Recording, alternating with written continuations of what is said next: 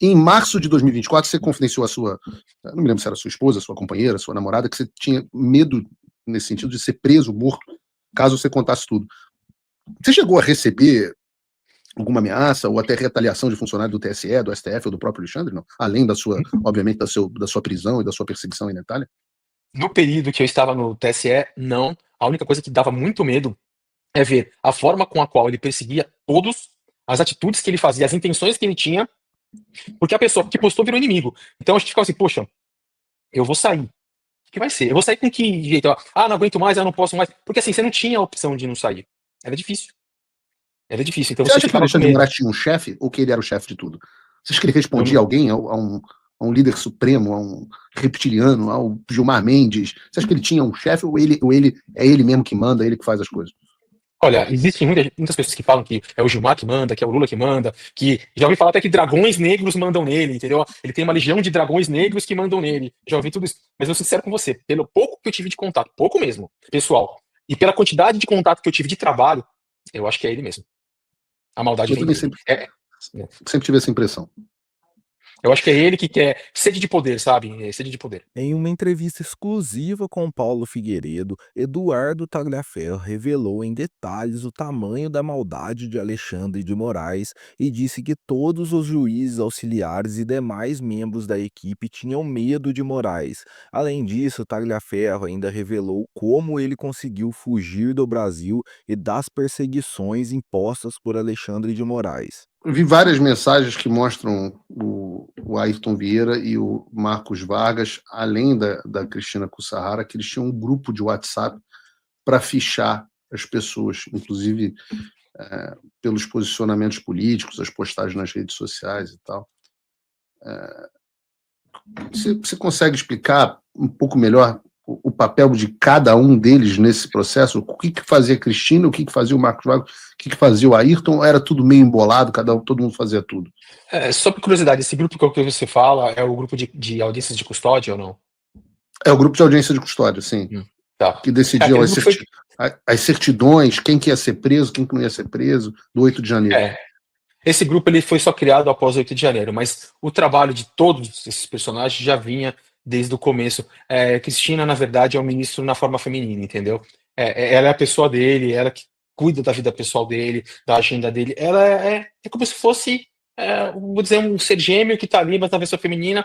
Ele faz um trabalho e ela cuida de toda a vida dele. Ela trabalha 24 horas dedicada a ele. Então, servidores, os processos, tudo ela que acompanha. Ela é do TJ de São Paulo, né, Tribunal de Justiça de São Paulo, e já está há muitos anos com o Alexandre de Moraes. Então, ela coordenava os trabalhos que estavam acima de mim e do Ayrton, porque ali tinha uma série de processos. Ela é chefe de gabinete do STF, do Alexandre de Moraes. Então, tudo ficava centralizado nela, as coisas confidenciais com ela, e o ministro pedia, Cristina, acredito eu, né? Como tá isso? O Ayrton já fez? Eles acabam falando com ela ela falando com eles e eles falando comigo. Então, ela era a líder, ela respondia ao Moraes e ela acabava coordenando os trabalhos. Já os juízes eram juízes, eles eram juízes assessores, né? Faziam as minutas, faziam as decisões, pediam os trabalhos, óbvio que por pedido de Alexandre de Moraes. Você sabe disso, que muitas das sanções aplicadas não só ao próprio Alexandre, mas como as pessoas ali no entorno que tiveram seus juízes cancelados,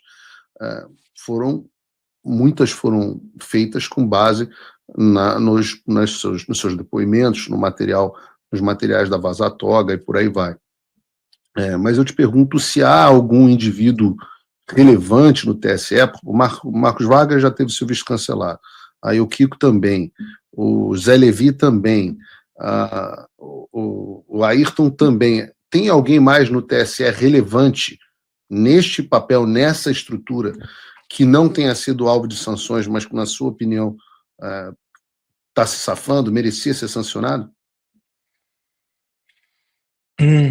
Tem juiz que não está mais lá, que é o Rodrigo, que trabalhou também efetivamente nisso, foi indicado pelo Pacheco para trabalhar no gabinete do Moraes. Isso eu fiquei sabendo. É um juiz lá do TRF de Belo Horizonte. Ele substituiu o próprio Ayrton na saída do Ayrton, se eu não me engano, em janeiro de 2023, ou um pouco depois. Você lembra o sobrenome dele? Rodrigo? Pessoa. Rodrigo Pessoa. Uhum. Que era um juiz. Agora eu teria que ver, tem bastante personagens, mas eu precisava ver e olhar de novo. Quais seriam, de fato, mais direto dentro do trabalho. Se for parar para pensar, tem bastante gente, mas precisa ver qual que é o contexto que vai se fazer isso. O que eles precisariam ter feito para que isso fosse, de fato, relevante para a sanção para você. No seu caso, qual o trabalho que eles desempenharam? Porque se for pensar em quem mandava mandava as postagens, tem bastante. Talvez esse Capitão Macedo, talvez a nora da bruxa. Miriam Leitão, a bruxa. A bruxa, possivelmente. Possivelmente. Já que a gente está falando sobre perseguição aqui, eu quero te perguntar sobre um episódio no qual eu acabei bastante envolvido, nos teus áudios vazados pelo Oswaldo Eustáquio e pelo jornalista português, o Sérgio Tavares. A primeira coisa que eu queria te perguntar foi qual foi a consequência daquele áudio naquele momento em que você estava no Brasil para você e para tua família. Se a divulgação indevida da fonte por jornalista que deviam ter mantido em sigilo te colocou em algum tipo de perigo, alguma circunstância que pudesse até impedir toda essa delação que você está fazendo hoje em dia? Como você já sabe, eu já até conversei com isso fora das telas, existia um planejamento até para fazer denúncia, para eu depois com o tempo sair do país. A gente já estava com tudo em curso, a gente já vinha vendo isso há mais de um ano. E assim, aquele fato do Eustáquio, aquela conversa não era de dezembro, aquela conversa era de agosto de 2024, entendeu? Ela tem algumas modificações ali. E eu, quando percebi, não sei se é verdade ou não, mas aos meus olhos, eu notei que se falava muito de Pix. Falei, pô, tá querendo que eu vá para lá para fazer Pix. E eu não quero isso. E outras pessoas já tinham me alertado, ó, cuidado, vai devagar, cuidado. Nem você falou, tem alguns problemas, né? E eu liguei meu alerta e falei, não atendo mais. Ele não ligava no meu telefone. Ele não ligava. Ele me procurou no Instagram com mensagem, como ele continua procurando. Ele mandou. Aí eu passei o telefone da minha esposa e ele ligou para ela, nunca no meu telefone. Falei, eu não vou dar meu telefone. Porque o dela eu podia trocar, o meu não, entendeu? O meu já tinha anos, muitos contatos. Dela não, podia trocar. E ele aproveitou. Como eu sumi, ele me procurou muitas vezes. Agosto, setembro, outubro, novembro, e eu não respondia. Simplesmente a gente não respondia. Aí chegou em fevereiro, na verdade chegou em janeiro, eu encontrei uma promoção, umas passagens baratas para a Itália. Eu tinha aqui na época a casa de um amigo, um apartamento de um amigo que eu podia ficar, então não tinha custo de hotel, de casa, eu podia ficar 15, 20 dias de boa, até mais. Aí eu comprei as passagens, vou para a Itália, vou ficar 20 dias na Itália, passeando lá, pegar um pouco desse friozinho, até mesmo porque a minha filha mais velha, ela termina esse ano o ensino médio, né? E ela vai fazer a faculdade. Eu falei, a gente já olha as faculdades, veja o local, tudo, para eu migrar. Eu pretendia mudar, o Figueiredo. Eu pretendia mudar agora em outubro, novembro, vir para cá, para que deixasse mais ou menos encaminhado para ela vir no ano que vem. Só que essa viagem ela postava, e nós fomos embora para São Paulo. Foi uma viagem de passeio, de lazer. Eis que eu sou deparado com aquele vazamento dizendo que eu conversei com ele em dezembro, que eu recebi uma proposta do ministro, que eu recebi um dinheiro, que não sei o quê, papapá. Bom, disparou, cara, o processo. O processo do Moraes começou a rodar. Eu lembro que foi... Alguns dias depois foi o teu indiciamento. Não, exatamente, foi coisa de 3 dias, se eu não me engano. Meu indiciamento foi no dia 1º de abril de 25, e a PGR, o Moraes abriu a palavra para a PGR se manifestar com relação ao indiciamento, denunciou ou não, no dia 2 de abril de 2025. E quando quando vazaram essas reportagens? Esses áudios? Foi uma semana antes. Não, os áudios são de agosto de 2024. Não, mas quando eles foram vazados? Foi uma semana antes, foi uns 3, Então dia 1º vazam de os abril. áudios, passa uma semana, você é indiciado e logo no Nem dia uma seguinte semana, você é denunciado. menos de uma semana, o Figueiredo. Coisa de 3 dias aí, fui denunciado. E no outro dia, já abriu vistas para a PGR, para o Gonê, manifestar com relação ao indiciamento, né? Parou o E barulho, aí você teve parou que o sair processo. mais às pressas do Brasil e antecipar o teu cronograma de saída do país.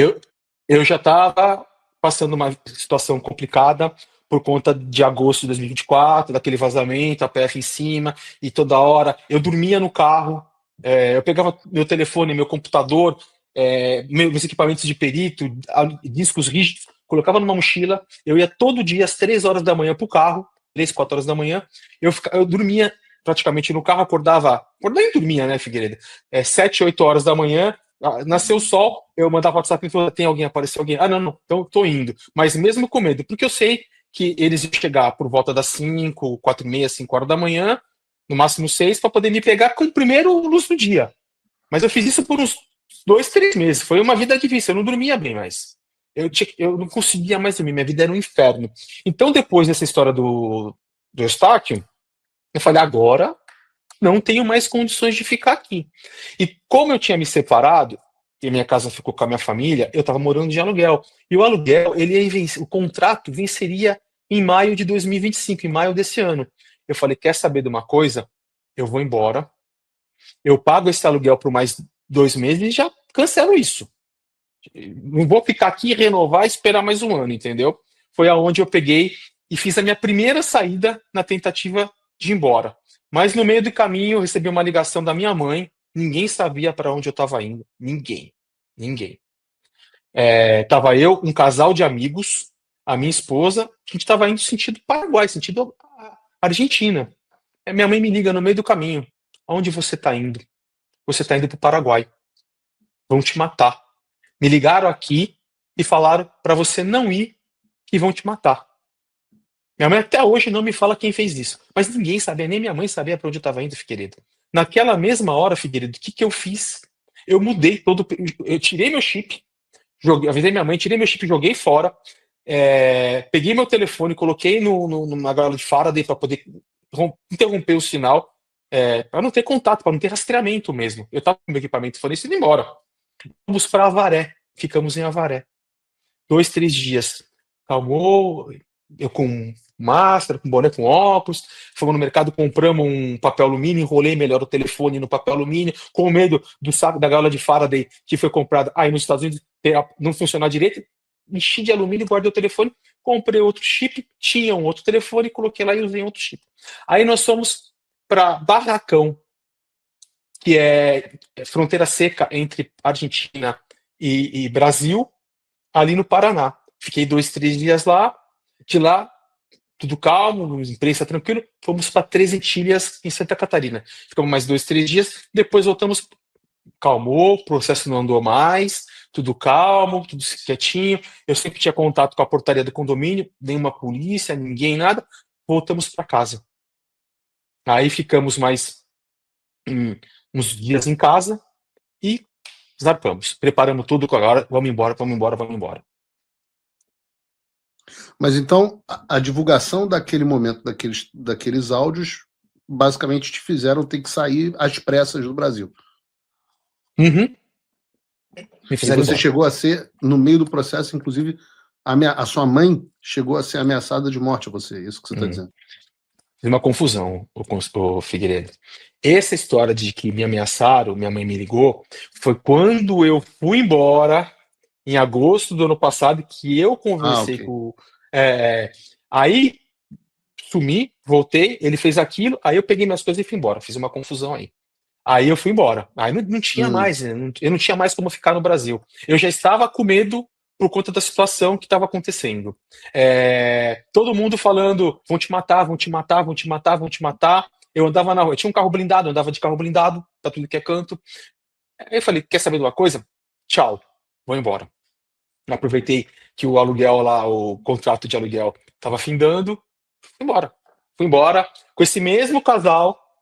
Eu fui para Foz do Iguaçu, fiquei em Porto Iguaçu, lá estava tudo muito caro, eu estava com pouco dinheiro.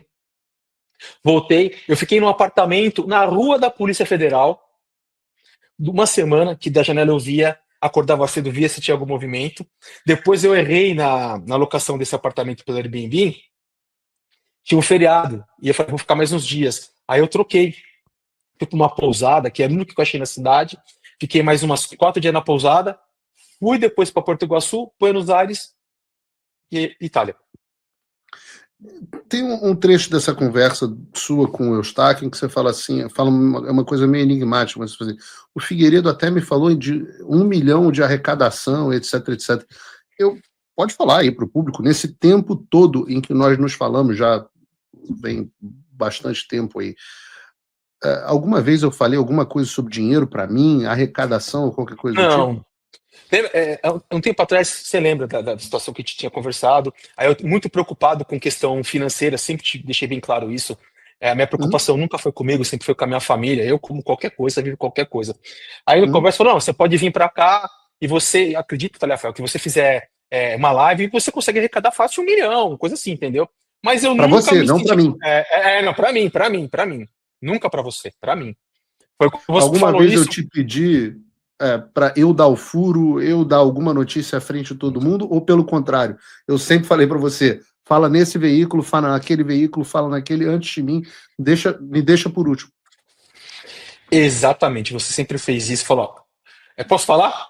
Claramente? Eu lembro que eu ia falar assim, vou falar no programa do Alan, não, agora acho que não é o momento de você falar no programa do Alan, porque a gente trabalha com o público, você tem que falar numa mídia tradicional, tem alguém que coloque isso pro mundo, cara. Porque se você falar no meu programa, eu falo... Não só no do Alan, né? No do Alan ou no meu próprio. No seu, você falou no seu. Se você falar no meu programa agora, talvez a denúncia que você está fazendo, Taliaferro, não vai ter tanta força, porque eu sou de direita e meu programa ele é voltado para um público de direita. Então, quando você fala numa mídia tradicional, não tem, teoricamente não deveria, né, Figueiredo? Não tem lado A, não tem lado B, e vai para frente. Você sempre me orientou, inclusive agora, quando você me deu o convite para estar aqui, você escreveu assim, você já está preparado, a hora é agora. Eu até falei com uma pessoa que me ajuda, eu falei, puxa vida, hein, o Figueiredo esperou eu tenho um pouco mais de experiência até em falar, porque você já chegou a falar para mim uma vez no passado, cara, você não sabe dar entrevista, você não sabe falar, você é uma pessoa muito sincera e direta, entendeu? E você me orientou, cara, como você, como ela, me orientaram muito bem. E nesse momento que você me convidou, eu concordo com você. Se eu falasse com você lá atrás, primeiro que a credibilidade ia ser comprometida, segundo que eu ia me atrapalhar todo para falar, porque eu nunca tive experiência, eu nunca falei com a imprensa, eu não tinha essa experiência, eu odiava aparecer, no TSE eu sumia, pedia pra Gisele se virar com a imprensa, eu nunca gostei, eu sempre fui um pouco tímido, e hoje, são 2 meses fazendo isso aqui, não sou um especialista, mas você pode até falar, eu mudei bastante, melhorei bastante na forma de falar, até de colocar situações, porque eu gaguejava, ficava nervoso, não é meu dia a dia, eu não sou jornalista. Falar em público exige prática e, ao mesmo tempo, para eu fazer uma entrevista com você, eu preciso ser honesto com o meu público e fazer as perguntas que eu tenho que fazer. Então, não adianta, se eu sentar com você e fizer perguntas, como eu estou fazendo aqui agora e vou continuar a fazer, e você não estiver pronto para isso, eu vou te prejudicar a importância das mensagens, das informações que você traz. Então, muitas vezes, não dá para fazer como fez o Sérgio Tavares, de quem eu gosto muito, inclusive, mas a preocupação número 1 não é dar o furo. A preocupação número 1 é a responsabilidade com a fonte, a responsabilidade com os fatos, a responsabilidade com a notícia e a responsabilidade das consequências disso na vida do país e na vida das próprias pessoas. Imagina se eu poderia divulgar uma informação com você em risco no Brasil, debaixo da jurisdição do Alexandre de Moraes. Então, eu faço um documentário dizendo fake judge, o juiz, eu até quero ver o documentário, deve ser muito bom, mas eu faço um documentário explicando como Alexandre de Moraes é um tirano.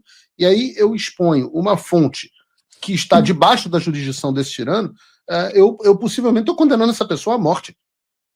Né? Sim, então a gente tem que ter, naquele momento, e nós nos falamos, eu falei, cuidado, porque você pode estar sendo condenado à morte. E se tornaram públicos as minhas mensagem pro Sérgio Tavares: não divulga essa porra, não divulga essa porra, não divulga essa porra. E ele insistindo que tinha que divulgar, porque era o desespero de aparecer, de se divulgar, de não sei o quê, porque senão ia ficar mal para ele, alguma coisa do tipo. Então eu fiquei bastante revoltado naquela época. Algumas pessoas não entenderam, acharam que eu estava querendo. Eu digo isso porque muita gente naquele momento achou que eu estava querendo ter o protagonismo, que eu estava com inveja dele estar tendo protagonismo naquele momento, e não eu, quando eu passei quanto tempo, né, Tareferro, abrindo mão do protagonismo, justamente Você teve a chance de dar o furo desde 2024, você e o Alan. Eu me recordo até desse episódio, ô Figueiredo, que eu contei para você, você viu o que ele tinha feito, você falou escroque. Nunca esqueço isso, aqui é escroque. É o apelido dele, Oswaldo Scroque. Você falou ainda assim, eu não concordo com o que você fez, me criticando, eu não concordo com o que você fez, sou contra, não sei o quê, mas eu tenho que falar que ele não poderia ter feito isso com você. Com fonte não se faz isso, ele foi antiético, uma coisa assim, entendeu? Nunca me esqueci daquelas palavras que você me disse, aliás, de várias que você me disse, você vem me orientando a me tornar um pouco melhor em postura e um monte de coisa. Mas de fato o que eles fizeram ali foi terrível, cara. Se você gostou desse vídeo, junte-se à nossa comunidade sendo membro a partir de apenas R$ 3,99 e faça parte da luta por um Brasil mais justo e informado.